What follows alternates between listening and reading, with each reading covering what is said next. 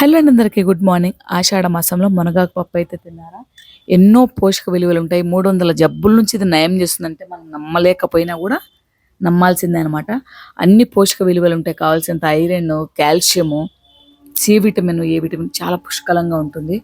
మనం మంచిగా ఆకు ఎక్కడ దొరికినా కూడా ఈ మాసంలో ఎక్కడైనా కొంచెం పోసుకుంటామంటే ఎవరు వద్దంటూ చక్కగా కొంచెం ఇగుర్లు తీసేసుకున్నామంటే కందిపప్పు కడిగేసుకొని టమాటా, పచ్చిమిర్చి, పసుపు, కొంచెం చింతపండు, ఆనియన్స్ వేసేసి కడిగి పెట్టుకున్న మునగాకు కూడా వేసేసి ఒక్క ఉడకనిచ్చాక మూత మాత్రం పొరపాటున అప్పుడే పెట్టదు. ఎందుకంటే పసరబాసర పోయే వరకు కూడా పక్కన మూత లేకుండానే ఉడకబెట్టేసుకోవాలి. తర్వాత 10 నిమిషాల తర్వాత మూత పెట్టేసి ఒక 3 విజిల్ వేపించామంటే మునగాకు పప్పు ఎప్పుడైనా కూడా బ్యాళ్ళు ఉంటేనే రుచి అనమాట.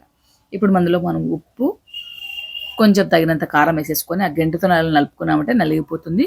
ఇప్పుడు పోపుకి యాజ్ యూజువల్గా ఎప్పుడు వేసుకున్నట్టే ఆయిల్, తిరుమతి గింజలు, తెల్లగడ్డ, ఎండుమిర్చి, కరివేపాకు, కొత్తిమీర కూడా ఉంటే కొత్తిమీర వేసేసుకోండి. నా దగ్గర లేదు కాబట్టి నేను స్కిప్ చేశాను.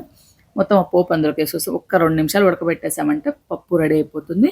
టేస్ట్ కూడా చాలా కమ్మగా ఉంటుంది. మీకు వీడియో నచ్చితే లైక్ చేయండి. మన ఛానల్ ఫస్ట్ టైం చూస్తే సబ్స్క్రైబ్ చేసుకోవడం మర్చిపోవద్దు. Bye bye.